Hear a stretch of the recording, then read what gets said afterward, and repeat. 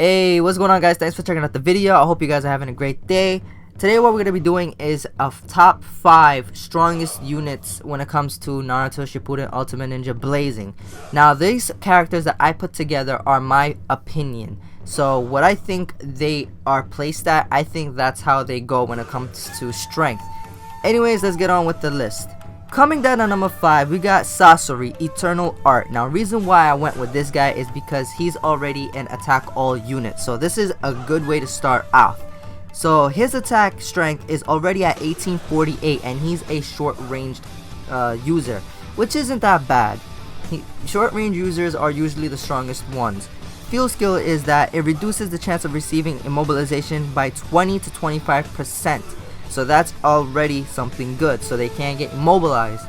And then for the buddy skill, it reduces damage by 15%, which is awesome as well. So instead of taking a certain amount of damage, you'll get cut damage instead.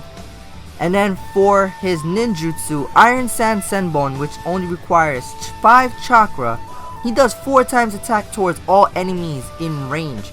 And it has a 60% chance of slip damage for 5 turns. Now that's already a really good ninjutsu for only 5 chakra. Then again, he has the 10 chakra requirement for Iron Sand Unleashed, which does an 8 times attack towards all enemies in range, and it has a 60% chance of slip damage for 3 turns, which is really good. So this is why I have him at number 5. And instead of putting Daidara, which I know everybody expected, I put this guy because his ninjutsu are easier to get by instead of using Daidara, because Daidara needs 7 and then 14. And I know his secret ninjutsu does 10 times damage for his C3 and all, but at the same time, when exactly are you going to land it? By the time you're ready to land it, the game is going to end. Coming down to number 4, we got Kakashi Hatake, a Father's Blade.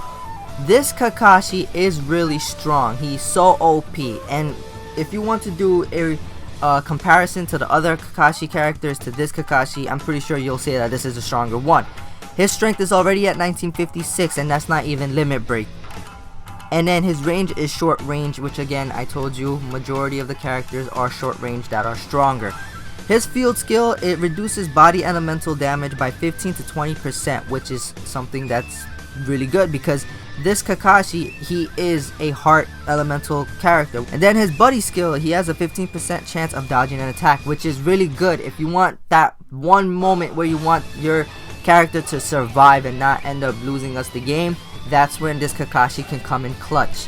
And then his chakra requirements, for 5 chakra, he can do Chakra Blade Memento, which does 4 times attack toward one enemy in range, which is pretty strong, being that he has already high strength.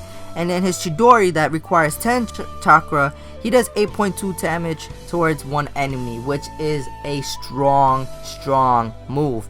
Mind you, this Kakashi, he puts in work when it comes to emergency missions and stuff like that. So this guy, he's really good, I'm telling you that. Coming down to number 3, we got our boy Naruto Uzumaki, Unshakable Will. Now, a lot of people is gonna say, hey, why is this guy at number 3? But you know, I wanted to just put him down as number 3 because he's really strong, but the other characters that I have, I think they do a little more than this Naruto does. So his strength is already at 2110, being that he's a short ranged character once again. His field skill is nothing but attack. His buddy skill is nothing but attack. He's just boosting. For his field skill, he boosts critical rate by 1.4 to 1.9 times attack.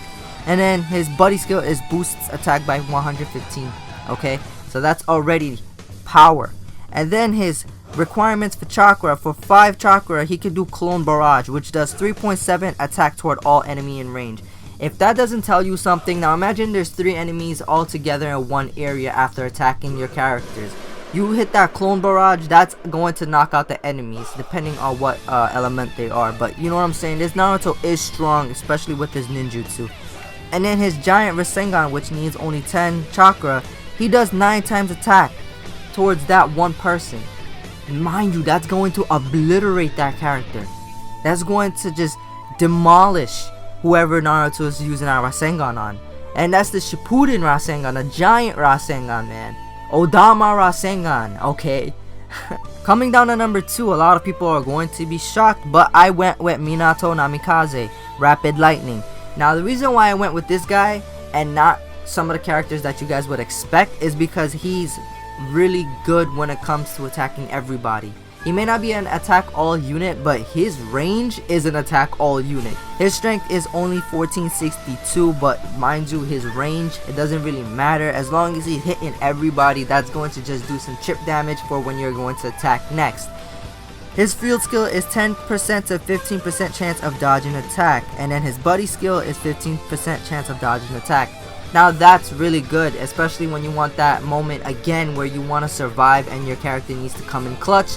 That's when this will happen. And then especially if it's not you, if it's not Minato dodging, it's going to be another person that's on the field with you. So that's something that's really good. That's why I have him at number 2. And then for only 4 chakra, he does 4.8 attack toward one enemy. For only 4 chakra, man. That's pretty OP.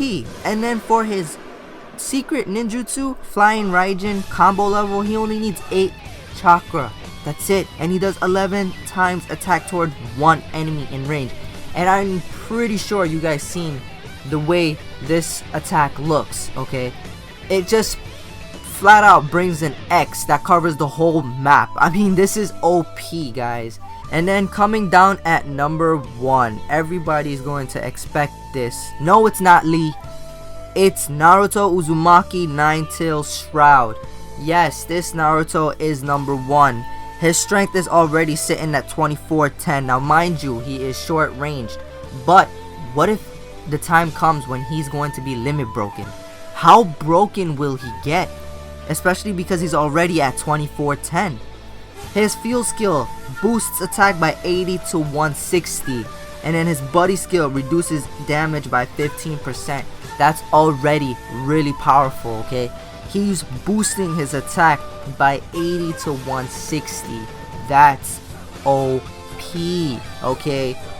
And then when it comes to his ninjutsu, this ninjutsu, Vermilion Shroud, only requires 4 chakra.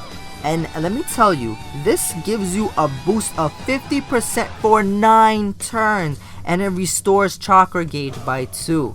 Now you can do this Vermilion Shroud 3 times while stalling, and your character will be at 150%.